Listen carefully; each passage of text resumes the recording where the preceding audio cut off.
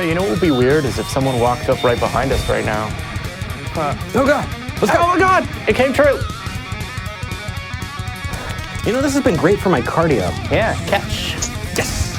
Not that much cardio, let's go. Hand-eye coordination, man. Hand-eye coordination. Yeah, coordinate the wheel with the pedals. Dude, can you do this? No, I thought not. Try. I thought not. You know, It's we gotta not go legally ready for the show. anymore for a few months. Your jacket looks good today. Oh, thanks. Yours too. Oh man. All right. I do love our magic costume changes. Right. You know what? It's getting better and better. Hello, everybody. Welcome to Talk Heathen. This is our live studio audience. Thank you so much. Yeah. Today is July 15th, 2018. It is season 2, episode 28. And you've got us. You've got Eric Murphy and Jamie Boone. And we are excited to be here. Dude, where the hell have you been? Well, I went to the moon because someone told me that's where Elon Musk was waiting to have like a super cool conversation. He was gonna, but it turned out it was a trick. So. I was thinking, is that where he thought that those kids were in the mine? Is that why he wasn't there? Yeah, he was like, he went to the moon I've first. got money. I'm gonna send a thing, and then he went to the moon. I think. Got it. Yep. What a fuck. Yeah, I know. All right. Look at me. I can control the news. So, is there anything else big going on that we want to talk about? Yes. The ACA would like to tell you that tickets for the Bat Cruise, our annual Bat Cruise, are on sale. Get them now. We're selling more. We might even have 2 boats, maybe, available. And the Bat Cruise is on September 22nd, and we have an excellent speaker coming into town for that same day. Mendiso, founder of Black Non-Believers. Yeah. Dude. Yeah. That's awesome. Yep. You know, last year it was a bummer because people drove in. They came and they hadn't gotten their tickets yet, and we had to turn people away at the dock. They were not able to join us for the Bat Cruise. And that really sucked. Tickets now. Get your tickets now and let us know. Awesome. If you can sell us out and we can get another boat, we'll do that. But buy them now. You know what I think we should do? We should prorate the tickets. For a split second, I thought you were going to say pray, and I was going to freak out. I don't know why you were going to say, you're like, we should pray, and I was like, oh my God, what? Prorate the tickets. Let's see. So in other news, we had some amazing volunteers come in this week, and we took out the fence between the businesses. So we have expanded our ability to park. Thank you so much to everybody who made that happen. Megan, thank you. Josh, thank you. Silas, thank you. It's been... Eric Murphy, thank you. You did bring the sledge, so... I didn't. Silas brought it. Oh, well then... See, I should have taken credit because now that makes it weird. That's all right. Thank you. All right. Let's see, what else? I have some really cool stuff that's going to be going on social media, so stay tuned. If you haven't checked us out on social media, Talk Heathen's Facebook page is blowing the hell up, and we're really excited about it. So if you want to see and if you want to join the conversation, go to the Facebook official discussion group for Talk Heathen. You can also find us on Reddit, reddit.r/Talk Heathen. You can find Jamie on Instagram at Jamie the Heathen. And on Twitter at Reason_evidence. And you can find me on Instagram at Eric the Heathen, and you can find me on Twitter at Dirty Heathen. Mail us mail at talkheathen.com, and most importantly, what is actually happening, what enabled me to become a full-time employee, and our producer, we want to thank you so much. We are now full-time employees, which means the ACA is going to be open 7 days a week. Woo! Yes! 7 days a week. Someone is waving, a 6. Is it 6 days no, or 7? It's 7. But what's up? Yep. 7 days a week, from 8 a.m., no, from 10 a.m. to 8 p.m. I was going to say, wait a minute. Please don't. 10 a.m. to 8 p.m. So come in and get to meet us, spend some time here, relax. This is your community. Yes. And so you should feel welcome to come and join and hang out. So now people who are visiting who won't be able to be here on Sunday to see the shows can actually still come to the ACA and can still get a little bit of community, because there have been people here every day this last week. That's true. And people who, as it happened, I think a couple weeks ago, accidentally leave their wallet or phone or whatever that are in from out of town, don't have to try and message me or other volunteers and not know how to get back in the building. Well, and That's not the main motivation, but it's helpful. Well, you know what really enabled us to get there is our Patreon. And so I do want to plug our Patreon, because as we do that, we can continue to do some amazing stuff. I want to get some groups in here. I want to do regular things. And I want to be able to provide content for people all over who are fans of Talk Heathen. That means creating things online and in person. So please consider donating to our Patreon. Patreon.com/ Talk Heathen to me. Oh, that's sexy. I like that. What is it? Patreon.com/ Talk Heathen to me. Oh, okay. Let's do that. All right. I'm ready to get to calls. How about you? Yes. Perfect. Sorry, I was just That's all right. We're gonna start with Robert in Los Angeles, because we were just talking about things coming into the ACA. How are you doing, Robert? Hi. I'm glad you received my package. Yes, absolutely. We received your package. I was going to say, not a euphemism. No, you actually sent a book in, and we'll make sure that it Yes. gets Have you? Do you know which book it is now? Yes. Yes, it's on Ever read fallacies. it? Ever heard of it? Nope. But I'll be sure to check it out. What else did you want to talk about? Can I trust that you'll forward it to EJ? Yes, absolutely. We want to keep this as interesting on-air conversation, so... Well, I mean, did you get my package? It's not like great on the air, but I know that you wanted to talk about something. But I wanted to confirm. Yes, I got absolutely. a confirmation from the seller, and I just wanted to get a confirmation from your end. Absolutely. So what do you want to talk about? Well, let me see. I would like to start off with a discussion of two words. The first word is atheist. Okay. This might be of interest to you. We know that one. Maybe a little bit. Okay. I said might, the conditional. For sure. What about the word atheist? The word atheist, back in the Roman times, did not necessarily refer to someone who did not believe in a god, but could refer to those who believed in other gods. In other words, gods not part, or a god, whichever way, of the Roman panoply of gods. I've heard that, and I've even talked to Christians who have said, if you're not Christian, you're an atheist, because there's only one true theism, and so if you don't belong to that theism, then you are an atheist. I've heard that. Makes sense from like a, weirdly Solipsistic, selfish thing. Mostly I've just heard if you're not, it's either of Jesus or of the devil. So I've heard Satanist more. But the point is, when you get a fundamentalist Christian in, call him an atheist. Because that's what he would be to a Roman. That will further confuse the issue. While it is funny to talk about, I think that would probably make my head cave in thinking about. Well, I just thought that it's an interesting fact. Yeah, absolutely. What's the other word you wanted? And then you can also read, if it's interesting, read Plutarch's definition of superstition and what he has to say about it. And it has a rather disquieting resemblance to Christianity. Really? Absolutely. Open up a volume of Plutarch, find what he has to say. He has a whole essay on superstition, and compare it. You know what? It's devastating. Actually, so I do go back through the shows, and I do my homework. I do. I said do. At least once after every show, I do listen to the shows, and I will pull that up. But this seems like something I'd be really interested in having a discussion with. Yeah. Would you be able to find a link to that and post that to our Reddit so that we can engage with everybody on it? Yeah, I can certainly do that. I'd really appreciate that. That'd be nice. That way we can all talk about it and get each other's feedback. Okay. Oh, incidentally, speaking of that, I have a slight correction on something which I mentioned, a venial type of correction, on something I mentioned last week. Do you remember you were asking about the ether? Yes. Okay. It's in a book by Simon Singh. It's not a whole book in itself, but it takes up a good bit of the book. It's his book on the Big Bang.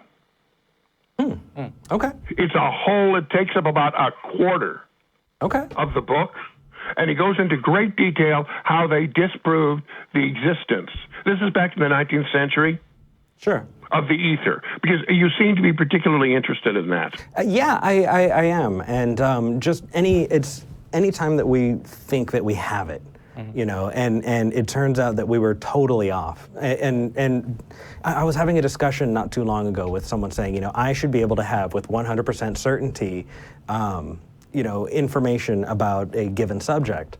And I said, no, you know, to be a skeptic, right? To say, I don't know, and to continue that, to be able to go, I'm open to new evidence, to constantly challenge what you know about the world and be ready to embrace what is true and to embrace if the evidence leads to something else, to follow that where it goes. So, I mean, I absolutely love things like that when you talk about something like the ether, because it's just one of those times when everyone went, yeah, of course, it's something that exists. Totally. Yeah, and it turns out not. But not at all. The reason I had brought it up, as I mentioned last week, it's one of the few scientific proofs which are in the negative. Yeah, I remember watching that callback. I was going to say, I mean, I'm not sure how accepted the ether hypothesis was. I think it was mostly to explain light traveling from stars, given that it had wave-like functions, and they knew that waves had to travel through. Among other things, medium. yes, that's true. But the point is, it was quite something, you know, just proving, it just doesn't exist. It changed a lot of the physics of that time. Yeah, Stephen Hawking brought it up in A Brief History of Time. Yes, yeah. He did. Yeah. All right. As I say, I know I'm digressing, but I wanted to clarify my statement. Sure. Yeah, no, it's part good. of the book. And this is actually, Eric's right, this is a great conversation on the Reddit, and I have been meaning to brush up on my physics, particularly since it's only a matter of time before physics proves God again. So I need to brush up on my physics. I'm considerably older than you. But when I was growing up, if somebody said he was a physicist, fine, you know, he's a physicist. Nowadays, if somebody says he's a physicist, the term is pretty much meaningless because that whole field has exploded into so many specialties. Well, I wouldn't say... Do you understand what I'm getting at? Yeah, I wouldn't say it's completely meaningless, but... But fine, it's a start, but it doesn't tell you much because you then have to ask, well, gee, what is your branch? It really doesn't tell you that much anymore. Not as much as it connoted, you know, back 50 years ago. Yeah. You know, EJ brought that up because, like, EJ is, sorry about those pronouns. But, like, EJ is a specialist in orbital mechanics. Wouldn't that be accurate? Yeah, well, she's... Aerospace engineering. Aerospace engineer is what I know. I would need to ask. That's the most I know about that. Yeah. Okay, but like it's a highly specialized thing, and orbital mechanics is a part of aerospace engineering. It's a subset. Okay. Yeah. Okay, that's the way it's not only, of course, physics, but it's the way everything is. It's highly specialized. I mean, yeah, I would agree. But as knowledge expands, it's necessary to get more specialized things. I mean, that's all that I was saying there. My other word. Let me ask you a question. How many times does the word animal appear in the King James Version of the Bible? 7. I got none. I was guessing. Do you want to make another guess? 143. Oh, you're slightly off. Wow. 100. Do you want the answer? 142, because if you go over, you lose. No, go ahead. No, not Price is Right rules. Those are BS. Go ahead, Robert. 0. Really? Let me explain. May I explain why? Slightly off is a comment you should explain more, but yeah. Yeah. Okay, but are you interested in knowing why? A little bit. I mean, I don't think I'd entertain some other calls, and I feel like a lot of the things you've brought up. Sorry for talking over you. No, go ahead. A lot of the things you've brought up fit really well with the Reddit. I'm not sure if you. Yeah. There is a reason. Go ahead. The word was very rarely used at the time of the King James Version of the Bible, and even in the Tyndale before that. And it meant what the scientific version means now. In other words, man is part of the animal kingdom. Okay. It's only later that we got, mostly from the fundies, this dichotomy. What dichotomy? I'm not following. Between Well, for example, like using with the animals to fund- refer to Oh, human and that animal? a human is a member of the animal kingdom. Got it. Okay. Huh. Cool. It's kind of cool. All right, man.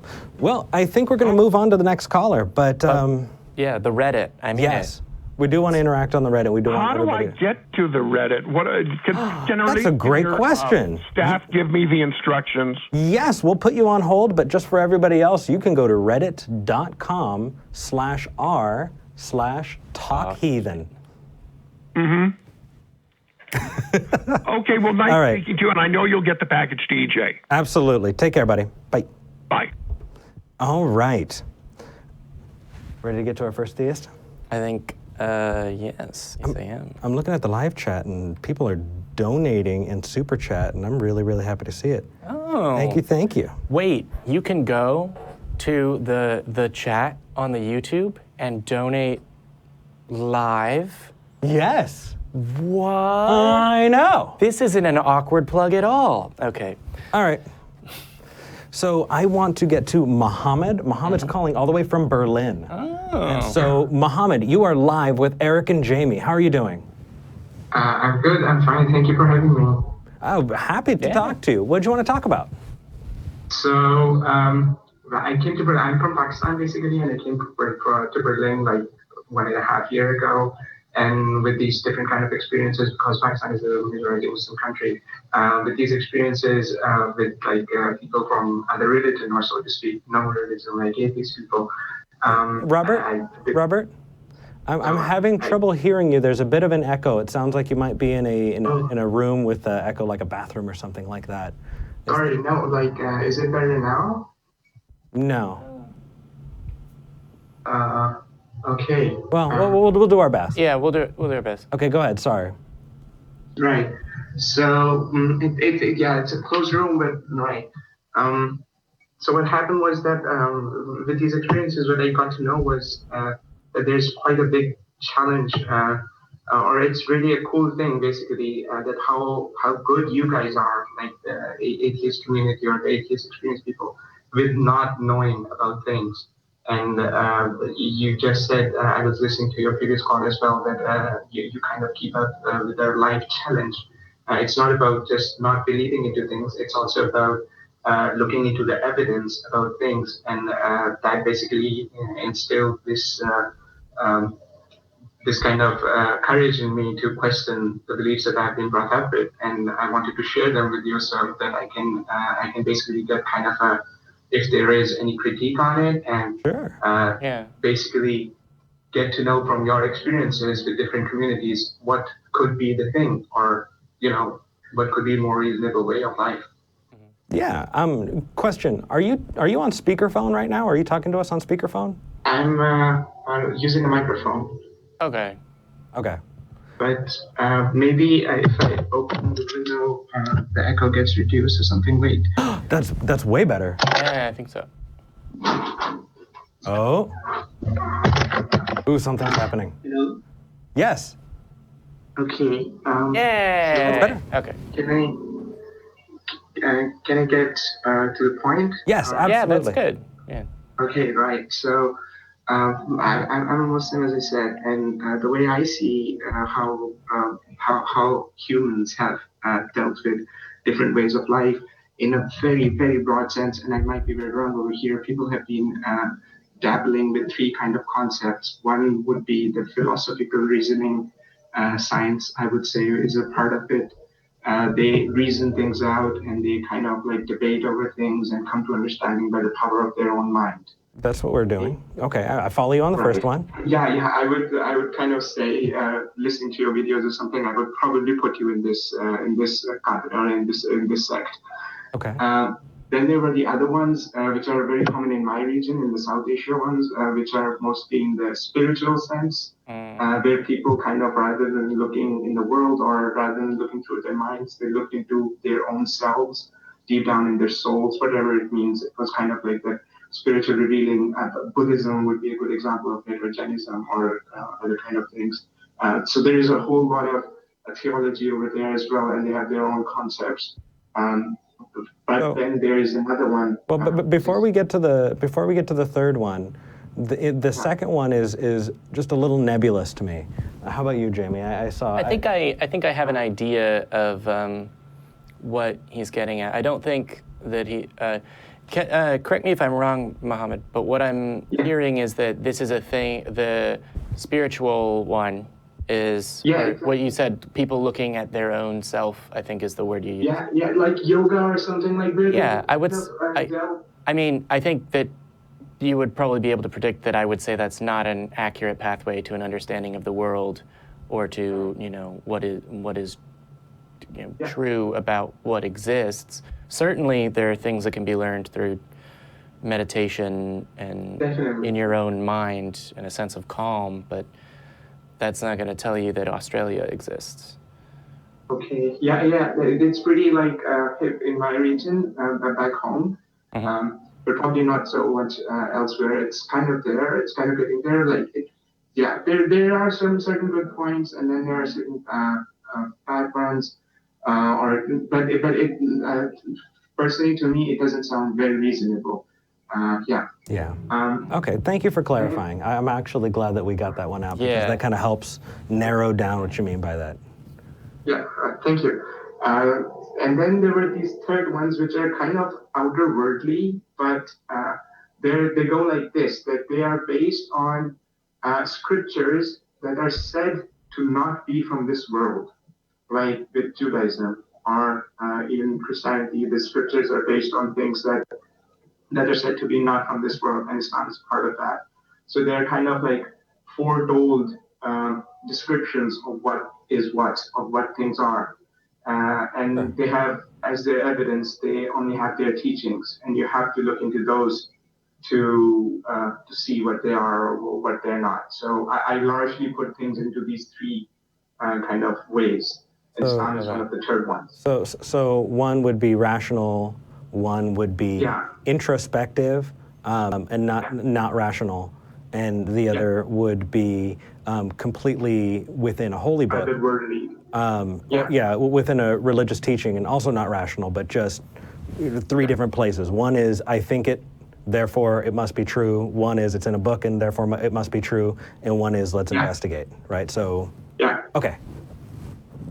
So when I get into that, and I really looked into cross-religious studies as well. I had been doing this since when I came here, at least over the internet. Like, for instance, I read a God Delusion book from another person, and then I looked into the explanation of the creation of the universe from Lawrence Krauss. I also went into churches here in Germany. This is a cross-religious experience, and when I examine the evidence that I have been given since forever, I really find Quran to be the Quran, which is the holy book of the Muslims, to be really believable for myself. But I don't know how it works for other people, like for the atheists or someone. Like, they put up so much critique from themselves over the Quran, but from my own, I don't get those kind of critique. Like, when I look at that evidence, it really feels okay for me. So. Well, I mean, so there's a difference between whether or not something feels right and something is right. So do you have an example that we could talk about, something that is in the Quran that you think is perfectly rational that we might have an issue with? And maybe we can flesh it out a bit?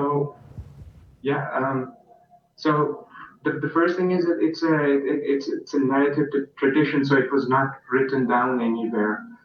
Like, today we have it in a written form, but when it came, it was like in snippets, which were not in today they're not even put in a chronological order. My point is that there are certain things, for instance, there's the mathematical miracle, which basically is something like in the Quran, the word say, or the sayings, like the word say is written like 332 times, and the word replies to those says, like they said, that word they said.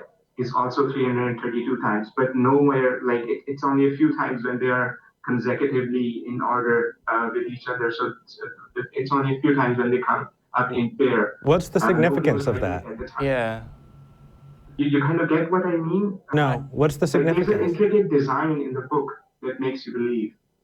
I would think that believable things in the book would make me believe. Help me understand why that gets you to truth.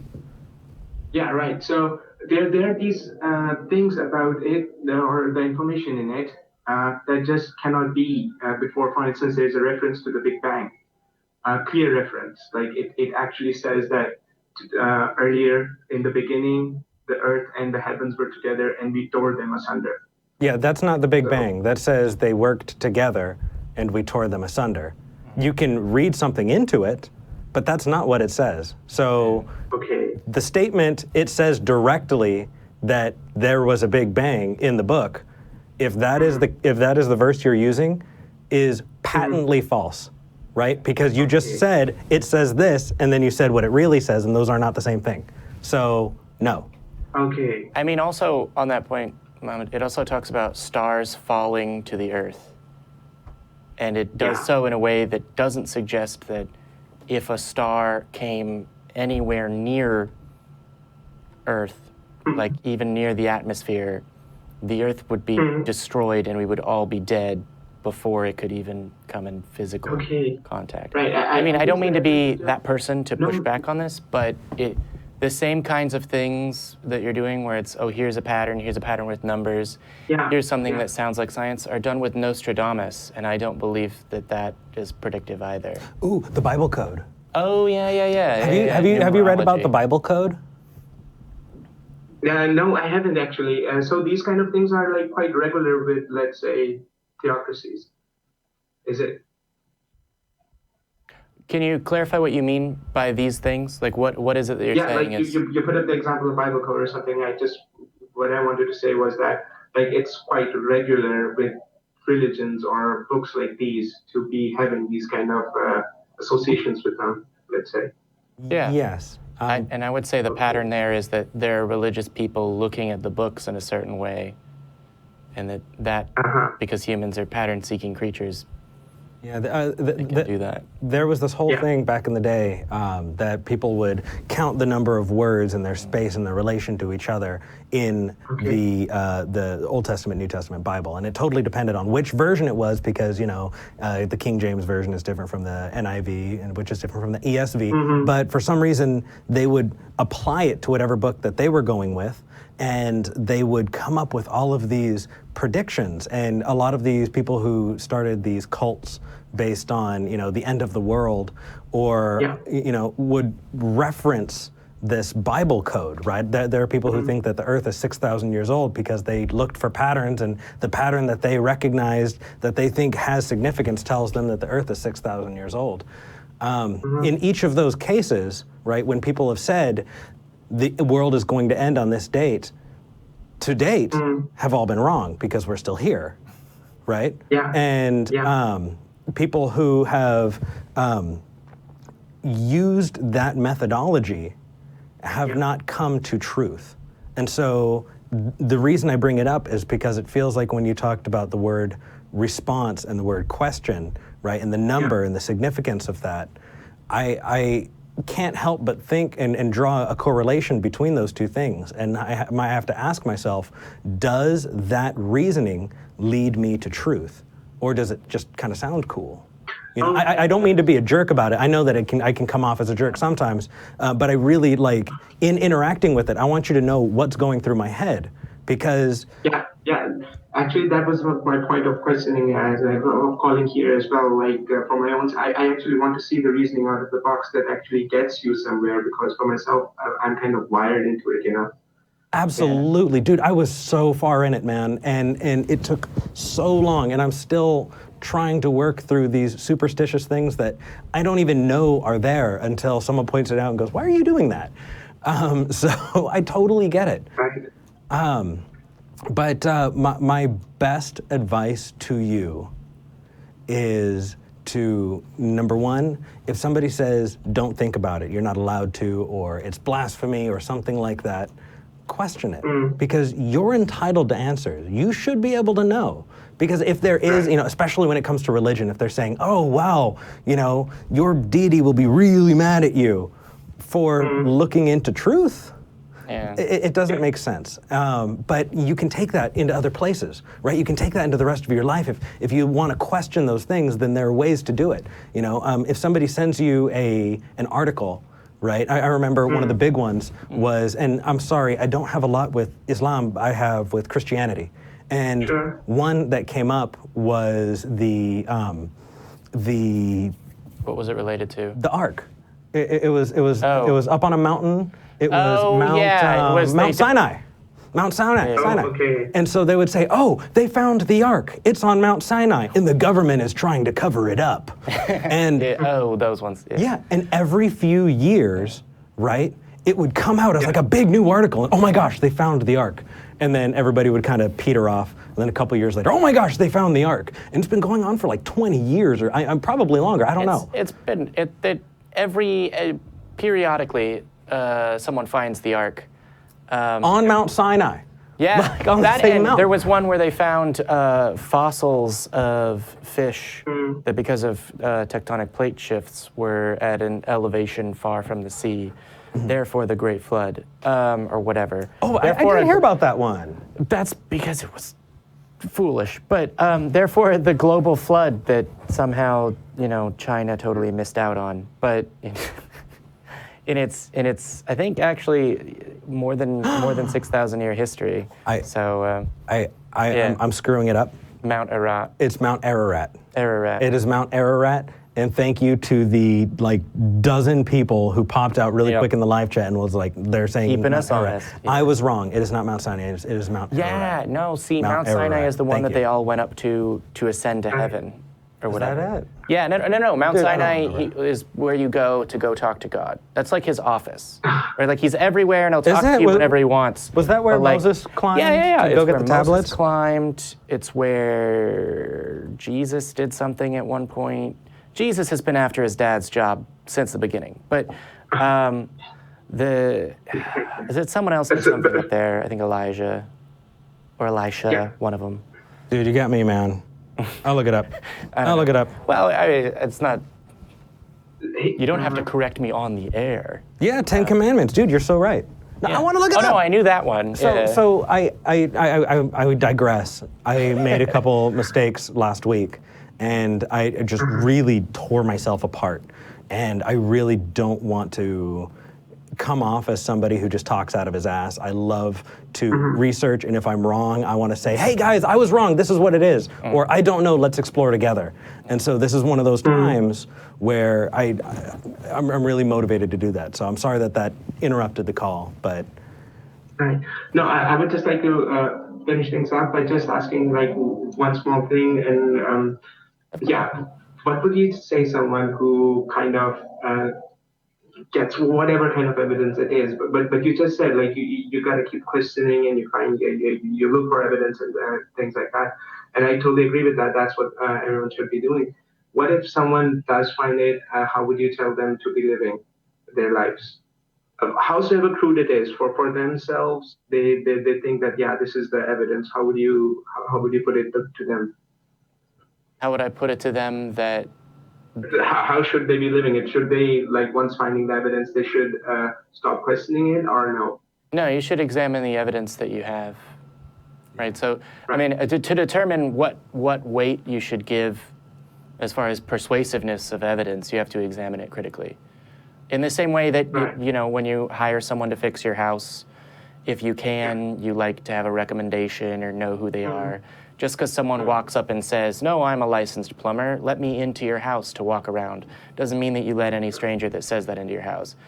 You want to know, it's not just something that this guy said, usually it's word of mouth, but that's everything. And you apportion your beliefs to the evidence. Yeah. So if you called a plumber and then someone by the name came at the time that you had scheduled for the plumber to come, it is much more likely, right? If somebody just knocked on your door and it's just like, I need to go look at your toilet, like... That would be a good reason to believe. So Yeah. you need to contextualize these things, right? And how much does it matter? So the evidence that I'm going to apportion to someone who says that they're a plumber is very different from the evidence that I'm going to require for a deity. Yeah. Because Yeah, a sure. plumber, it doesn't matter whether somebody's a plumber to dictate whether or not, morality and holy books and afterlife and all of these other things, right? And so if you have somebody who's saying, you need to believe X, Y, and Z, or you go to, eternal torment or eternal paradise, right? You would want a whole lot more and a whole lot more reliable evidence for that than you Yeah, would. I didn't want to question like what kind of evidence. I just wanted to get your opinion on what do you do if you have the evidence? Like, Share it. would you? Yeah. Yeah. Yeah. But thank you. I did get the point. Yeah. But also get help, because that is the process of science. Is not just I examined it, but I examined it as critically and aggressively is weird as possible, and then it's still not a thing, right? It's what annoys me so much about what I call one study syndrome, which is a new study shows. That's not news. Studies come out all the time. A study isn't a thing that you should start basing something on until it's replicated. Sorry, I got a little bit aggressive there. That was the process of bad That's science actually quite reporting. on point. Like, Yeah. it should keep on going. It's Yeah, not one because- one shot thing. Thank you. Yeah, because one person being mistaken happens all the time. I often lose my keys, but that doesn't mean that they've disappeared into a void with Jesus. And the best evidence is that which is tested. Yeah. So if somebody does come across true, amazing evidence for the existence of a deity, share it out. Have people test it. Have people check it out. Because the day that happens, the day that we are shown a deity, we're not going to close our eyes to it. We just haven't seen it yet. And because we haven't seen it yet, we haven't found any good reason to believe. That's what invoked my call basically into your show. Like, had you been someone like hackheads totally believing that there is nothing like it or no, so that I wouldn't even have the courage to be putting anything out of my own beliefs. Yeah, it's encouragement to question. Oh. Yeah. That's cool. It really is. And when I was a believer, I had different evidences that I thought were enough to, sufficient for a God. So when I would pray and when I would, be in the middle of singing a song during a sermon and I'd be wrapped up in it and I'd be around all of these other people and I'd have this amazing feeling. My body is just shooting out tons and tons of feel-good chemicals, right? And I had this swelling feeling and I thought that is the Lord. I thought that is, the presence of God. That is the Holy Spirit within me. And it wasn't until later that I realized you can get that feeling elsewhere, and that because I could relate to that.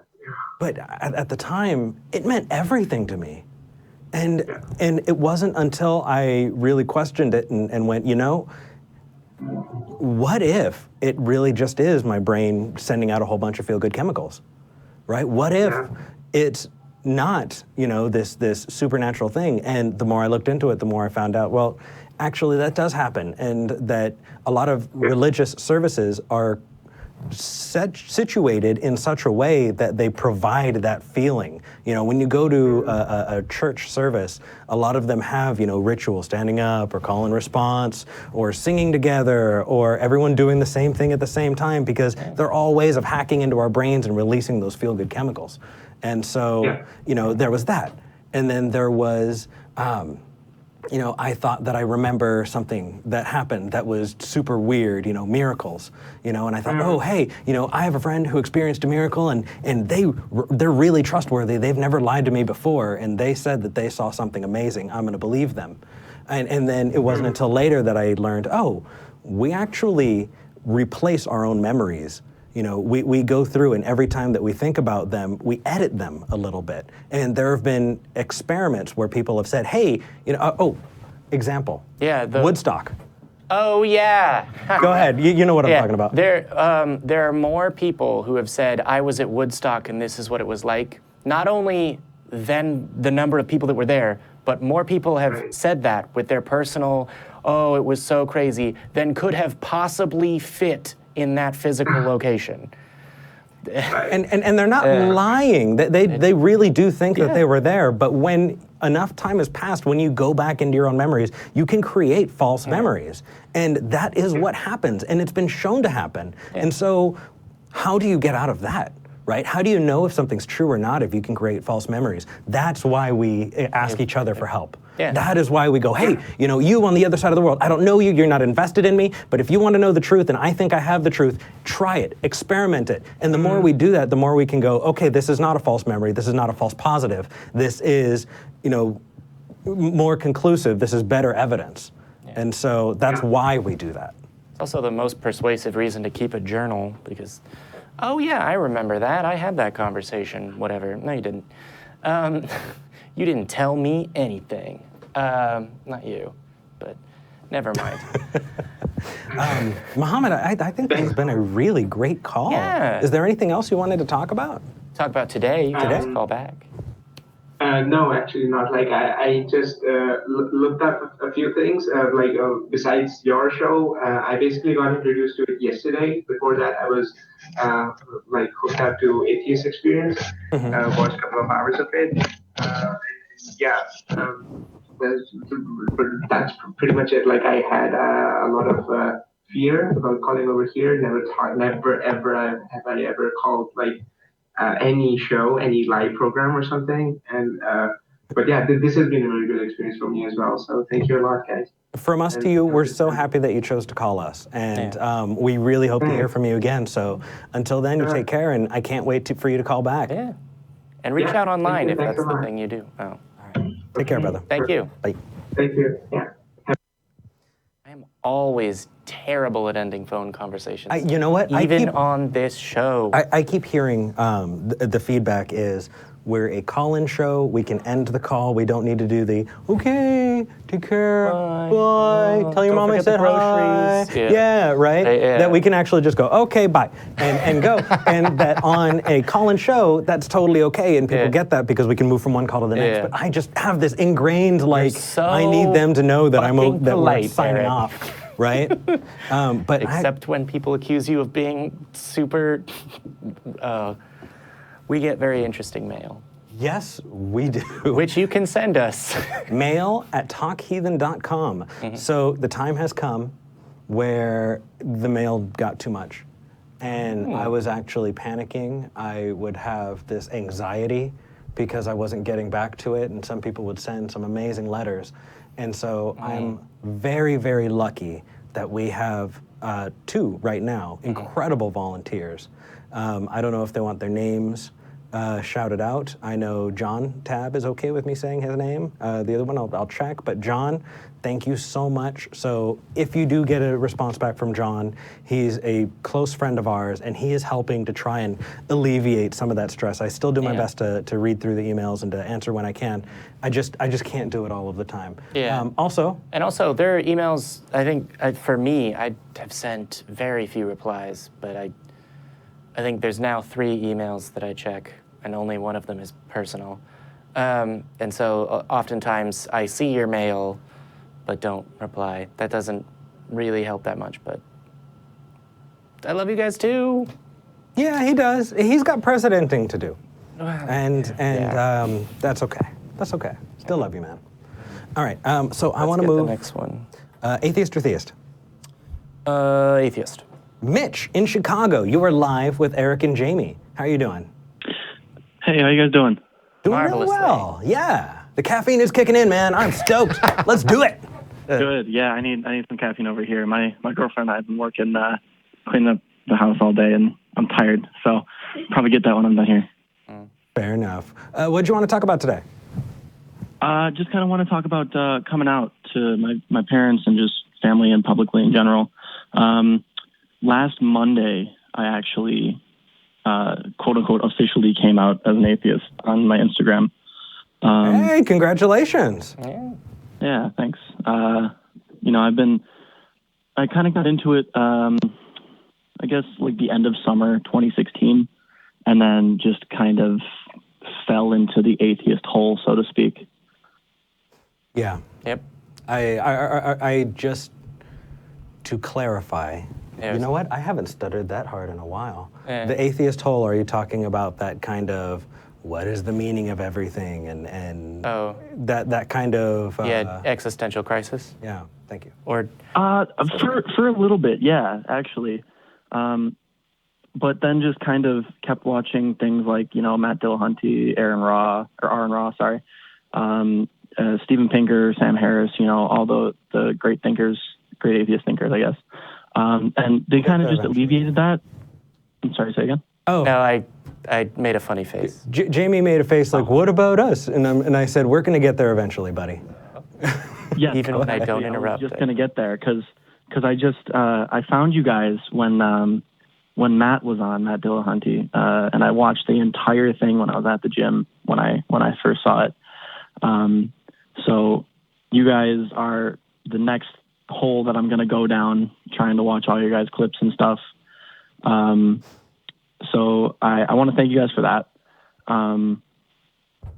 But just a quick story, I guess. Yeah.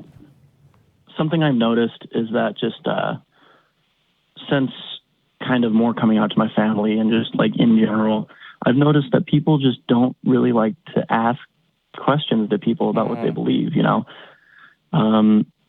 because my brother, my next oldest brother got married. I'm the baby of 3 boys.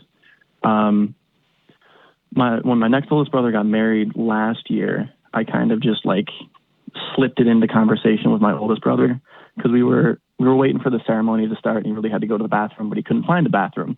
So he kind of just pointed out to the courtyard and he said, you think I'd be cursed if I went to go pee in the courtyard or something? And I just said, I'm an atheist. I don't care. And he said, I think he said, come on, Mitch, you're not an atheist. And I was like, I actually literally just said, how about you ask me about my beliefs instead of telling me about my beliefs? Ooh, nice. That's way better than what I was thinking. I was thinking, have you heard the old saying, you could pray in one hand and shit in the other? And see which one fills up first? I have not. No. I thought you were going to say, and then he peed himself right there on his wedding day. And Right. I was like, oh no. Sorry, that's completely inappropriate. I apologize. Go ahead.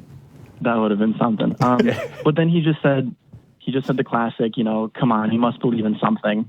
And then I said, of course, I believe in lots of things. And that's just kind of where it ended.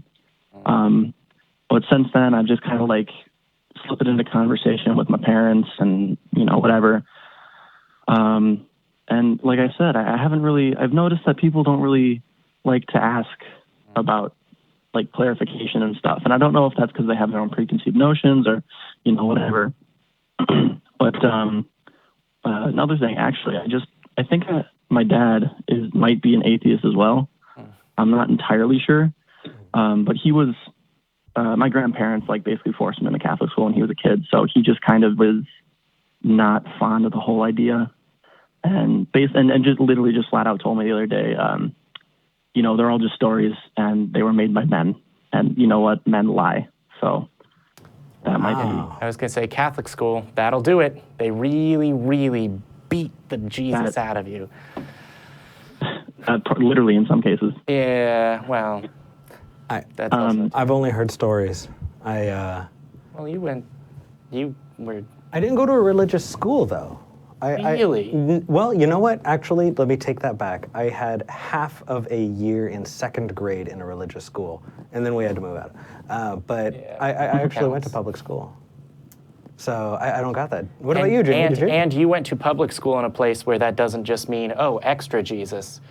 Sorry. No, I born and raised in Austin, and the private schools here are great. Wait, did you go to private school? Yep.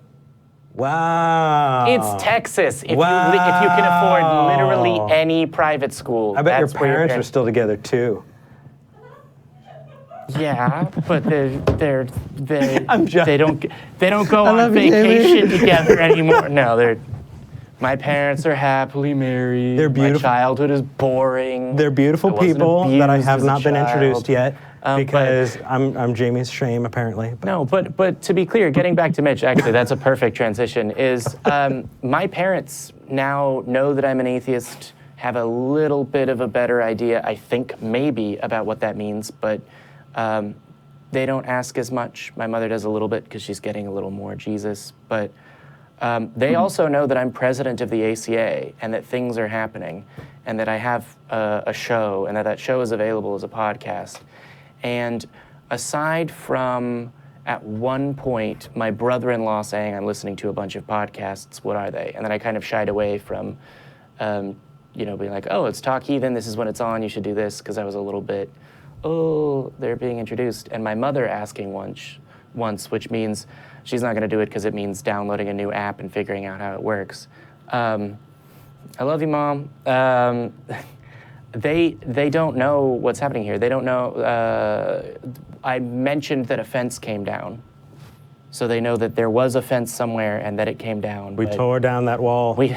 Mr. Gorbachev, I don't have a Reagan impression, but they don't know the significance of I set out to have the goal of having the library open 7 days a week and did everything that I could with my not having money to donate to make that happen and to bring the wall down and all of this, and they've never been here. And I don't know that I can blame them for that, because particularly on Sundays they've got churching to do, but as far as, well, this is a thing particularly that's new to you that you're passionate about, but that the people that are closest to you are not asking about, that feeling I can entirely empathize with.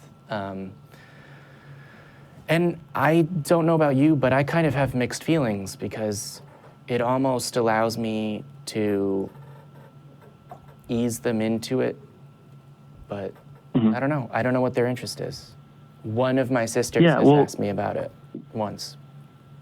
Yeah, my family's not really ever been really religious anyway, probably just because, with grandparents forcing my dad in Catholic school and all that stuff, they never really wanted to force it on us.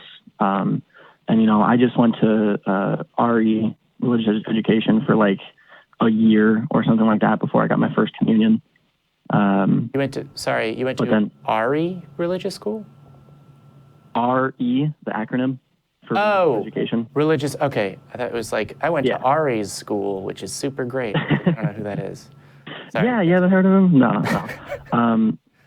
But actually, it was kind of funny, because when my girlfriend and I were cleaning up, we found my binder that they gave us, and it was extremely cringy, but it was kind of funny. Yeah. Sorry, now I'm going down my own cringy path. Yeah, no, I'm also thinking of like, oh yeah, because for a while, a member of my family was attending like Bible study, and so I asked them about it, and it was actually really interesting, because other than the person that was passionate about it, I was undeniably the person that had the most knowledge about their Bible study other than them, and I might argue that I know the Bible better than them, because I read the parts that you avoid in Bible study in a church. But right, that works, huh? I think real cringy real fast. Yeah, I think going back to the advice on it, I feel like a broken record, because I don't have a lot of better advice, but in my experience, when I have phrased it, I found it best when I said, this is what I want to talk about. And I made sure that, especially with family, that I let them know, hey, I still love you, because what I've seen before is some people, I need you to sit down. I'm an atheist. And what that can ring in with a lot of other people, what that can incidentally say is there's a fundamental shift in the way that we're going to treat each other. And that's not necessarily true. That's the same as I'm breaking up with you, or you're never gonna see me again, and for some people who never really left the church, or for people who have a different idea of what atheism means, unless they know ahead of time what that means, they could be taking that along with it. There's a lot of subtext in that, I'm no longer gonna talk to you, or I completely disrespect what you have to say, or I worship the devil, or whatever they have in mind, they're taking that with them. So when you say, sit down, I need to talk to you, I'm an atheist, it can backfire. And so one of the ways to do that is to, you can use different words. You could say, I don't believe, right? And then lead into, that also means I'm an atheist. Or in my circumstances, what worked best for me was I said, and I was totally honest. I was very open, and I said, I want to talk to you about something that's important in my life, but I'm afraid that by talking to you about it, it's going to hurt my relationship with you. And this person that I spoke to stopped, and they said, what are you talking about, Eric? I love you. Like, what would you have to say? And that opened it up, because then it was less about, I need you to accept my atheism, and it was more them being ready to accept you and your atheism. Okay, yeah. Because being an atheist isn't just everything about you, right? It's one stance on one thing. And contextualize that, right? In my experience, that has helped. Now, I don't want to give advice that's not going to work in your life and totally destroy your life or whatever, but that's what worked for me. So if that helps. And, like I said, my family's never been like crazy religious. Honestly, I think I'm more into the topic than any of them are. Since I've become an atheist. But yeah, I remember hearing Matt Dillahunty talk about it once, or a few times in videos, and he just said, don't have the sit down, I'm an atheist thing, like put it into the conversation, don't make it like a formal thing, make it, casual and comfortable. And I actually, I just kind of flat out told my mom one day when we were in the car, I was just like, if there is something out there, I really don't think it's the God of the Bible, just because of all the research I've done. And we were having a good conversation about, theology and stuff before, because I had been talking to this girl that was just kind of going nuts and flat out told me, people that say they don't believe God exists is like people telling me the sky isn't blue. And I was like, sorry, that kind of depends on refraction from the sun. But anyway. What about at night? You run away, man. Let me tell you something. If we're going to start a rumor, I'm going to say this right now. Date an atheist girl. Date an atheist, period. They're better in bed. Okay, I'll keep that in mind. Thank you, live studio audience, by the way. Yeah. It's funny, I had like a thing I was going to say about coming out, and I was going to recommend Greta Christina's like real stuff? Coming. Go ahead. Yeah. This is weird. You had the joke that revolved around sex, and I had a real thing that got distracted by it. Oh, man, how does it Mirror feel? universe. This is the darkest timeline. No, but you know what? I like it, and I think it's great, and so you should let me be crazy. No, I would say, my thoughts on this used to be much more narrow, which is, it's better not to have a conversation. But I think now that I've met people that have, people have different relationships with their parents and with different people, and so I feel like there is something to be said for, no, I know this person, and they would rather that I just explicitly tell them. However, if you think about what a person's reaction, not just to understanding that you don't believe, but how they learned it, how they figured that out, is deeply going to affect the way they interact with you, right? Like, I sometimes try and think about what it would be like if my parents had learned that I had a boyfriend in college in a different way, like rather than, telling me how shocked they were like 10 times in a row. Did you just come out on air? I think so. This is the first time I've been waiting. You never actually have directly come out on air. I don't remember. Keep track. I'm gay all the time, and so I can't keep track. Yes, he is. Hashtag right swipe Jamie. Or, you don't swipe on Grindr. But what do you do? I think that's between me and the Upswipe, other people downswipe, on Grindr. hit But the hashtag grind on Jamie. Let's get it going. Sorry, Mitch. Go ahead. I'm Jamie Boone, and I approve this message. Yeah, but there's something to be said for it depends on your relationship, not just like in general, but with a specific person. So back in the day, when it was entirely unacceptable to say, hey, I'm gay, it was like, everyone understands that that's the case except for grandma that just thinks you're really, really close friends with your roommate. And so it's sort of like everyone else is sort of like, oh, you know, okay. And then your parents would stop asking you about having kids or whatever.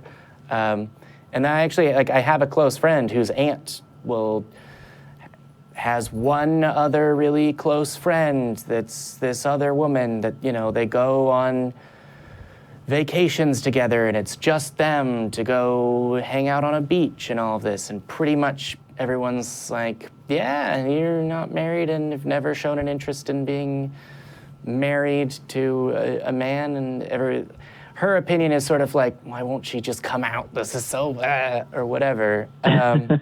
But I mean, really, you know your relationships better than we do because we're not the NSA. Right. So we can't really give you detailed advice on that. But however, we can tell you what we know. And we hope that sharing our experiences can help you in some way. Oh yeah, you guys, even just having these conversations has helped me so much. Good. So you know, I appreciate you guys talking to everybody you've talked to and helping me understand the arguments better. Thank you.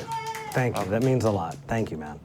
Ego Speaking plus of, N. we actually have some theists on the line, so we're going to head up to the next call. But go ahead, Jimmy. Let me just say, Of course, guys. Greta Christina has a book, Coming Out Atheist, and it's about coming out atheist, and it's like a collection of stories, and it's great.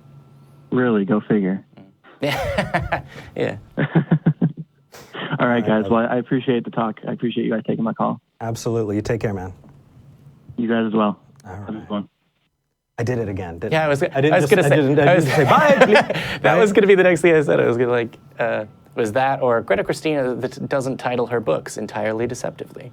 All right. So Jeff in Tennessee has been waiting on the line very patiently. Jeff, you are live with Eric and Jamie. How are you doing? I'm doing awesome. How you doing? We're doing really good. Marvelously. Yeah. I'm Good. gay. I'm glad to hear that. He's gay. Yeah. I caught that. I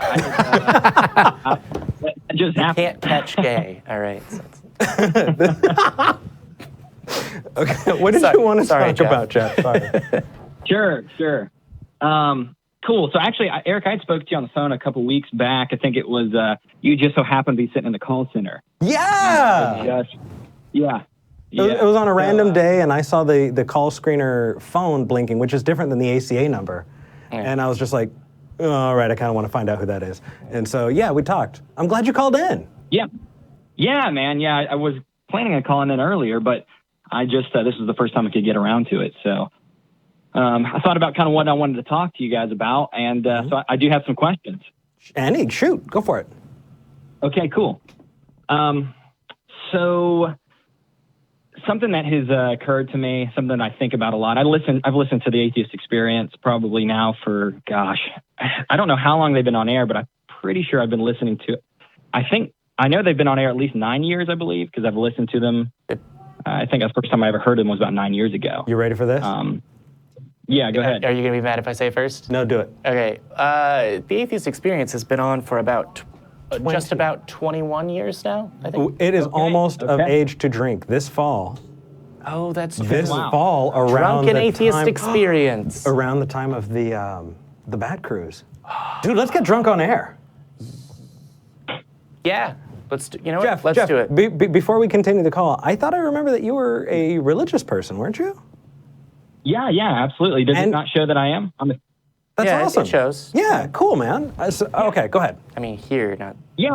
Okay, so my question is kind of from your perspective. I like to, I think a lot of times believers spend a lot of time trying to defend their own perspective, and I like to kind of try and probe atheists on where they're coming from. And so I think that for me, something that has occurred to me and something I have struggled with from an atheist perspective is the concept of human value, the value on human life. And before some assumptions are made, I'm not saying that I don't think that atheists generally put value on people's lives around them, or that they don't love people. That's not where I'm going with this.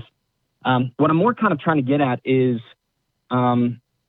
that from a theistic perspective, I'd say that I believe human beings have intrinsic and unique value that's specific to humans. But it seems to me from an atheistic perspective, you'd have to kind of default to this view that human value is kind of just an evolutionary illusion that we've sort of developed over time that kind of just seems to make humans appear to have value to us, but it's not an actual existential thing. And so I was just kind of hoping maybe we could have a dialogue about that a little bit. Yeah. Ooh, I want to go so historic on this one. I really do. I also, just by definition of value, Go ahead and then I would just say, when you say, but it's not like a real existential value, this is exactly like when people say, oh, but what does my life mean if whatever? So whether or not something is meaningful or has value is a subjective statement, right? You need a subject that values something, right? Mm-hmm. I value other human beings. Their lives and my life have meaning to me. And so, yes, I would say my life and other people's lives are meaningful and have value. But like if you asked Hitler, he would say that there are 6 million Jews that had no value. But I value other people, and that's really all it takes to do good things. And there are other ways to establish value, right? So, I mean, going back, we can look at Kant. And Kant described how we have value and treating each other not as a means to an end, but as ends in and of themselves, and treating people thusly, right? Not using people. And then what that has to do with rights and the way that we talk about rights. That is one philosophy that has been described. That doesn't necessarily rely on, a specific God. But moving forward, the funny thing is, when I was a Christian, and this is completely my experience, I assumed people had value. And when I was asked, why do people have value? I said, well, because God gives them value, right? It wasn't an actual exercise. There wasn't a why. It was just one of those just because things. And it wasn't until much later in my life as an adult that I decided that I was able to engage in those conversations, because me engaging, I had no reason to. I had my reason already given to me just because, right? The God says so, and therefore it is. But for us, if we don't follow that God claim, then it's just something in a book. And if it's just something in a book, then we're all already assigning value to each other. For us, standing on this side of the fence, you're doing it too, right? You might be arbitrarily doing it and not having reasoning why, and other than it's in the book, right? But we don't think that there's a God, and because of that, we're all in it together. And so I think that us having the discussion on what gives humans value and why we should value each other is much more, it has so much more meat on the bone. It's so much more fruitful when you actually engage on that, other than saying, well, because it's in the book, or because my deity says so. Yeah. Yeah, and I see what you're saying there, but I think that only works as a hypothesis. And let me give you a perfect example of what I mean by that. Sure. There's I don't know if you're familiar with David Woods. He's a YouTuber. He's a pastor and apologist. And he was a diagnosed sociopath when he was a young man, tried to kill his father, actually. And so when you run into people that are, mentally deficient and are dealing with illness, what you have there is somebody that can empathize the same way. I don't suspect that somebody such as you guys here are going to say, hey, there's no, I personally ascribe value, but that's really just a chemical process in my brain that's telling me to do that. There's nothing outside of that actually objectively applies value. And so well, hold on. Go ahead. And if I jump on. You go for it, man. Literally everything that you see at the present moment is constructed out of chemicals. I know that this might seem like, tiny detail, but literally everything that you've ever done or touched is chemical structures, and when it does something, that's a chemical process. Sorry, it's kind of a thing with me, right? Like I worked with kids and they were like, oh no, there's chemicals in the cheese. And I was like, actually, all things are chemicals, even that cheese, even your organic cheese, whatever. So the statement it's just a chemical process, even if you believe that a God exists. For you to say it's not a chemical process would be for you to deny something that is observably true. So if you say what the point that I think you're trying to make, if I'm understanding you correctly, is without a God, it's just a thing that you are doing rather than a thing that you are being instructed to do by a mind that you are told never to question.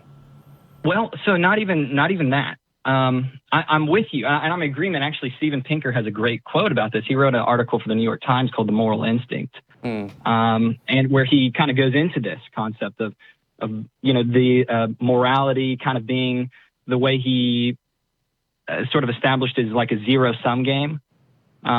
And if you guys are familiar with anything with game theory, which I've got a kind of a rudimentary understanding, admittedly, but it's just kind of we're in a win-win situation. We're trying for all parties to win. So I'm fully with you. Like our differentiation between colors and fear, things like that are from a naturalistic presupposition. I would say, that's all that it is. Well, you don't necessarily need a making a defense for God here. I'm actually more, I think, trying to get to sort of an inevitable. I'm trying to get to a conclusion as far as with a naturalistic perspective or a materialistic perspective. If I were, say, and this is my question. So if would you guys at least acknowledge that I'm not saying trying to detract some type of meaning you guys are ascribing to your family, but would you guys at least say that this is something that has sort of been hardwired into your system from an evolutionary process that took place over an insanely long period of time? Some things. Look at mirror neurons. I would also say, well, yes, but so sure, you're primed evolutionarily to do that, but there are people that hate their parents, and there are people that hate their parents because they are not great. So So then I guess what I would ask is that we're at a point where I would assume you guys believe we have evolved to a place to be able to have abstract thought. And now that we're kind of equipped, would you guys say that or no? I mean, I have abstract thoughts. I think that abstract thought was not what, let me say that a different way. I think that it is a byproduct of the brain that we have, that we're able to have this kind of metacognition and be able to think in an abstract way, right? But I don't think that there was a goal or a guided process. I think that is a byproduct of the system we have, right? Sure. And so what I kind of want to touch on really quick before we move too far and then it becomes irrelevant is the just part, right? Because go ahead. Because you can do that for a lot of things, right? I can sell you on the idea that it's only meaningful when you drive a car to the grocery store. And so if I say it's only meaningful if you drive a car to a grocery store and you drive to your friend's house, I'm going to say, why? Why you're just driving to your friend's house, right? You never actually showed that it's meaningful only when you drive to a grocery store, right? And the reason that makes sense in my mind for this conversation is because what I'm saying is that there was this idea, this thought that is baked into the religion, well, most religions when it comes to morality, is that there's an outside force that is describing, in a supernatural way, meaning to things. And so it's only meaningful in this outside way. But if you were never sold on that idea in the first place, it doesn't make any sense, right? It's an add-on that we're sitting back going, you only miss it because you think you had it in the first place. Does that make sense? Yeah. And it does. And I think, though, you're illustrating the point. When you're driving to the grocery store, that is meaningful because you have ascribed that meaning. If I'm a person that doesn't want to go to the grocery store, I don't need anything there. Or I feel like I hate the grocery store. I hate Walmart, for instance, and you're driving me to Walmart, say this is pointless. It really is. The only reason it was meaningful to you is because you ascribed that meaning. And so I guess what I'm trying to get at, though, is that we kind of paint this perspective with a very broad brush. And when I talk to atheists, they say, well, I would never kill somebody. I value human life. And that's great. I'm glad that person can ascribe that meaning to people. But if we're stepping outside of that, because there's a lot of people in the world that have a lot of different motivations and a lot of different perspectives on these things. And so I wanted to pose this kind of dilemma to you guys because I think that, I hear like Matt Dillahunty and Aaron Ra and all these guys who I would say would fit the category of anti-theist, and they want people to kind of shed religion and adopt a secular viewpoint, which, I think that if that's the argument they're making, then, and that's fine, we need to investigate, okay, once we remove these, in your perspective, false presuppositions from our viewpoint, what do we have? And so this is what I would ask. If we were to reset human history, remove all of religious history, right? And everyone were to kind of collectively agree that there's not a God and that a God doesn't exist. And we have the faculties for abstract thought that we do now, right? And we're trying to recreate these codes. Can I insert something into your hypothetical? Sure. You ready for this? Sure. If everybody agrees that a God doesn't exist and there is no religion, then that point makes no sense, right? Okay. Because I'm not going to say this thing you don't know about doesn't exist, because it just never was there in the first place. Sure. I'm talking about from our perspective here and now, is what I'm saying. If we were to, just for the sake of communication here, you're right. Let's say we were at some default where there isn't a God. We don't even know the concept of God. There's not even a word for atheist because it was never a concept to contrast it against, right? Okay, cool. Okay, I'm really on board with this hypothetical. Yeah, because I was going to say, then the word for atheist is human. Okay, sure. Let's just say we're all human beings. No concept of God has ever arrived on the scene. And we're creating a code of ethics. And we have the capacity for the abstract thought we have now, right? Have you guys heard of the man standing on the bank of a river and there's and there's two creatures drowning? Have you heard this one? Go ahead and present it. Okay. Okay. So there's a man standing on the bank of a river, right? And he sees, as he's standing on this bank, a toddler drowning in the river. And simultaneously, right, he sees a critically endangered breed of animal, say an ape or something, right? And they're both drowning, but he only has time to save one. And in this scenario, right, the man is an animal lover. He's a conservation activist, and he rationalizes to himself, there's, millions and billions of humans. There's only just this last few breed of ape. I choose to save the ape and let the toddler die, right?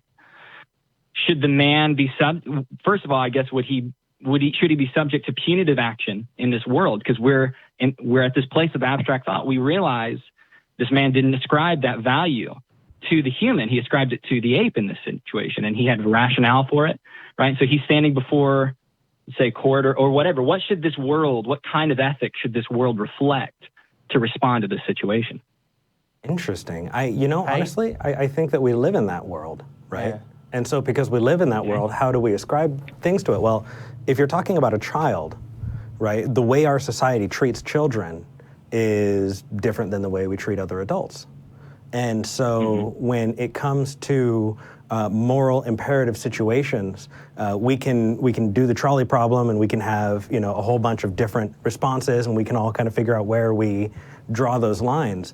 But what's interesting is that if you have an ethical obligation or a moral obligation, right? Like let's say in your hypothetical, this person is the child's caregiver. Then if they chose not to save the child, then that would be very immoral, because you have a responsibility to that child, right? Why? Well, I understand what you... Right, like if this is their kid. What definitively... Or their niece or nephew, or whatever the case may be. But objectively, there's not a difference in the value between your own child and any other creature that lives. Yeah. There is. You see what I'm saying? Well, okay. There is. Yeah. Do you see where I'm going with that? There's not. Yes, absolutely. You ascribe to me, and that's your preference. But say you had evolved in a different way. Let's say that you didn't. You were. So what if I told you that we have studied this scientifically, right? Now I'm going to do the worst possible thing, which is cite a study that I cannot think of the name of. And so if it's wrong, I will issue a retraction in the next episode. But from what I understand, the closer you are related to the whatever the situation is. So for this, the closer you are related to that child, the higher the chances are that you will save that child, even at risking your own life. I can tell you the name of the study. Oh, I know good. the name of the study.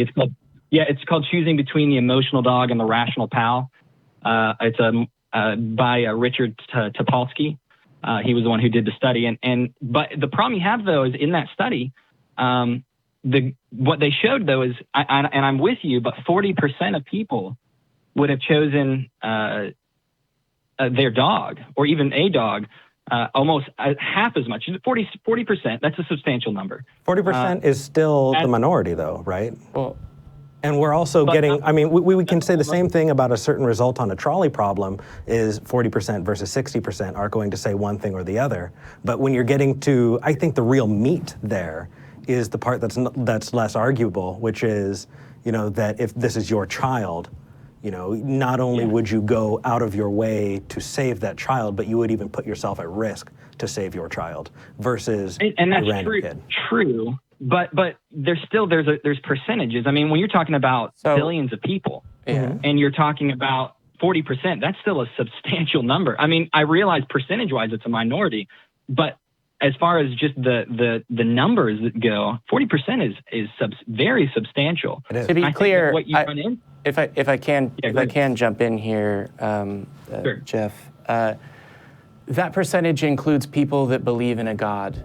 So the problem that you're citing, and I think trying to get to with, well, unless we have a person that everyone agrees can tell us what's right and wrong, then people might disagree, which is what questions boil down to generally when in other conversations. Sorry, not you. I phrased that. I phrased that very poorly and miscommunicated just now. No, it's okay. What I'm saying though is I recognize, for instance, that people can believe a certain way. Like that poll may not represent what those people actually do in that situation, right? So I could be a person who believes in God, and I say, well, I would definitely save the child, right? So I'm in agreement. You're right. It does include religious people. I'm not saying that the ideology is necessarily going to be what is practical. What I'm saying is the consistency with the ideology. If we're trying to form systems of judicial systems under perspective that there is no God, how do we have concrete laws? I'm not talking about what people will do. I'm saying we have them in the way that the United States formed them for the first century of its existence. But additionally, we have them by rationally evaluating what the result of a law would be in relation to what we desire, which is precisely the same way that we do it. There's precisely the same way that humans do it, whether they believe in a God or not. There isn't any significant difference, except that it can drastically change the results in such a way that the objective outcomes can be unbelievably painful and destructive to humanity, which is why a system that evaluates what the result of action A is, that acknowledges that the world doesn't bend to the will of a being that we can't test or know the will of. I'm not making a defense for theism here. I'm trying to investigate as I know. atheist. I actually haven't brought up God here at all. I'm actually trying to delve a little deeper into this. Like I said, Jeff, I'm sorry to jump on you, but that's the reason that I am bringing up God, to point out these are interesting questions of morality. At the beginning of these, you say, in a world with no God. And I'm saying, in the world that we live in, that is the case. Sure, and like I said, I'm trying to jump into your guys' perspective right now. I am a believer, obviously, I do, but I'm saying if I'm to walk away from what I believe now, and I'm trying to investigate what the ethics look like from here, what do I can go on what my emotions tell me. Empathy tells me, I love my wife, I love my kids, I want to do good. But that's such a broad stroke. Once again, you're going to have people. They're going to rationalize things. Like I said, Pinker, in his article, The Moral Instinct, sums up morality as sort of a zero-sum game. It's trying to weigh out things. Now, if we got into an instance where we're overpopulated, we're consuming a lot of resources, and somebody could rationalize that it's better to save this species of ape rather than the human being, I don't see how we can, apart from saying, hey, this is what my evolutionary, this is what my biology is hardwiring me to tell you. I don't see outside of that how you can actually make a punitive action against that person to say, no, you've done something that is. Well, have you heard of the fallacy, the appeal to consequent? I couldn't tell you what it was. Inform me. I probably couldn't. Sure. So the appeal to consequent is a fallacy because it relies on whatever the consequences would be to the statement, to the proposition, to invalidate the proposition, right? So let me give you an example. If I said, left-handed people don't exist, because if they did, we would need to make left-handed scissors for them, and that would be a pain in the ass, right?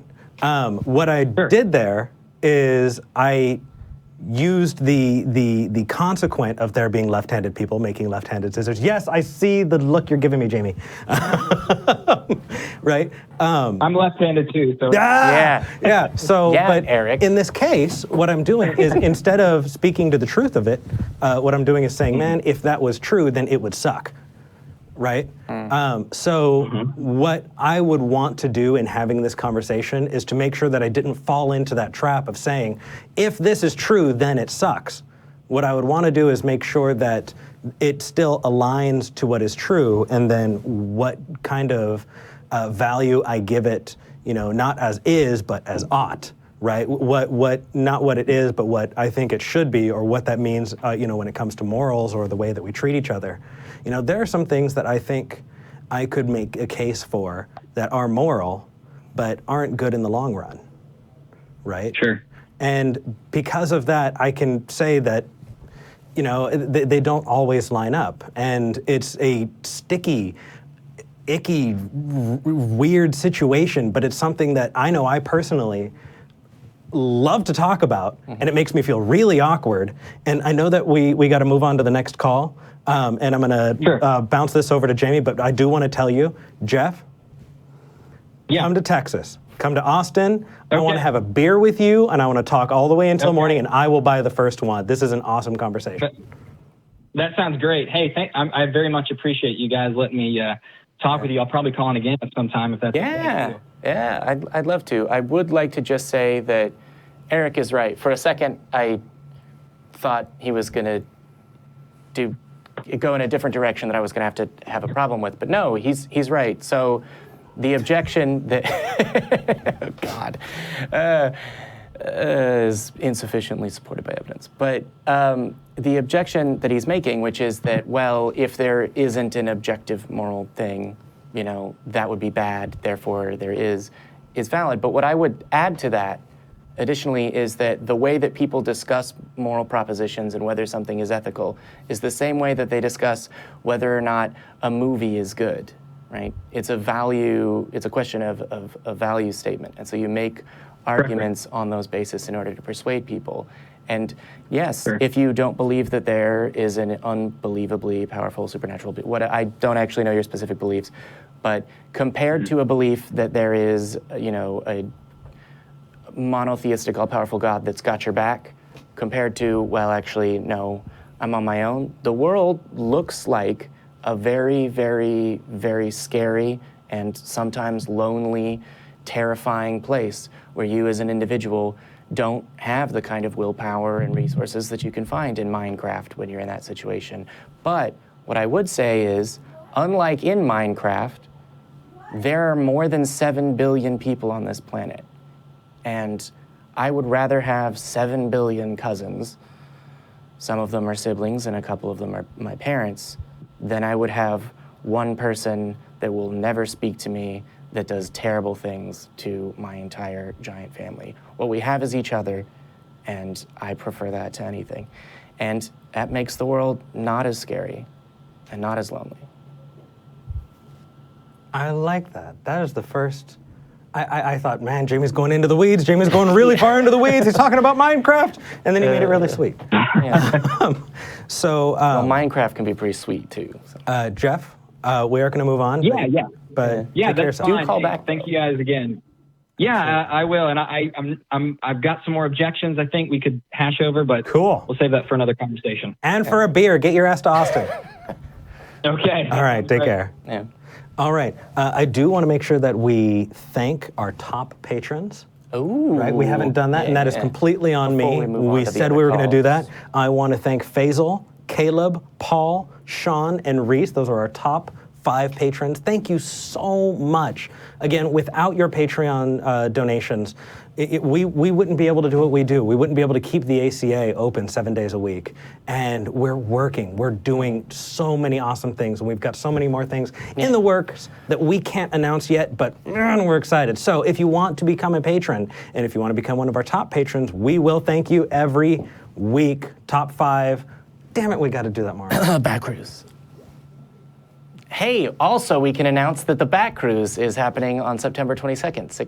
Oh my God, I was about to end that by saying tickets on sale now. But if I ever become that showbiz, I don't know what I'm gonna do with my life. Tickets on sale now! Please consider donating, becoming a patron. Patreon.com/talkheathen to me. You can donate as little as $1 an episode. At higher levels, you do get other stuff that is cool stuff. We are filming, recording, and making bonus Patreon content for our Patreon supporters. It's gonna be a really great show. You know what? Actually, speaking of content for our Patreon supporters, I think we should do an after show for our patrons. Yes, that we way will. they can see, because we have some really awesome callers on the line, and even though we're past our time, I do want to continue to talk to them. So if you want to see the rest of the conversation, please become a patron, and that is at the $3 level minimum. I believe so. Yeah. Yeah, Patreon.com/talkheathen to me. All you have to do is throw a dollar at us, and then we'll do a dance. So we, before we move on to the other callers, if you're on the line, please stay on the line. We do want to talk to you. Jamie, this has got to be one of my favorite episodes. This was an absolute blast. The time just flew by. Are you trying to get me to do the outro correctly this time? You don't have to, but it was really nice. true. So let's get some love rings up. I do think we should point out that if you don't believe you have a home here, that part I always get. Well, you know what? And not only that, but there are people home here right now. Thank you so much, live studio audience. You just like getting cheered for. I fucking love it, dude, every time. But And if you do believe, we don't you're hate you. wrong. We Wait, just think that you're wrong. We don't hate You were so close. Like I thought you were going to get it. I know. I've heard that before. Oh, I feel bad for your partners. Really? Hey, no, I'm very generous and no complaints That is what ever. I hear. You know what? You're a giver. You're a giver. Let's go.